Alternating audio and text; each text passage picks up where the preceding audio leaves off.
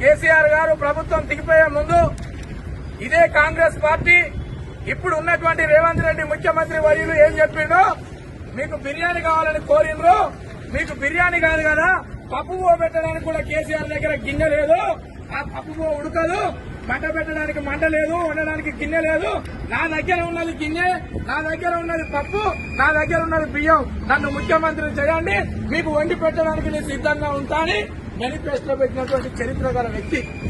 ఆ మేనిఫెస్టో పెట్టినాక ఏమైంది? నేను ఇవాళనే సంసారం చేసినా, ఇవాళనే గద్దెనెక్కినా, నేను చదువుకోవడానికి కొంత టైం కావాలన్నాడు. చదువుకోవడానికి 3 సంవత్సరాలు సమయం ఇచ్చింది. ఇవాళ మెజార్టీ చేసి మనమంతా కలిసి సమయం ఇచ్చినాం, ఎమ్మెల్యేలను గెలిపించినాం, ఎంపీలను గెలిపించినాం. నిన్నగాక మొన్న మున్సిపల్ ఎలక్షన్ లో కూడా ఈ ఆర్టీసీ బిడ్డలు నిన్ను నమ్మిన కనుకనే, ఈ ఆర్టీసీ బిడ్డలు ఇంకా నిన్ను నమ్ముతున్నారు కనుకనే మీ వాళ్ళను మెజార్టీగా గెలిపించి మీకు పట్టం కట్టింది. అయినా మీరు కుర్చీల కొరకు చూస్తా ఉన్నారు.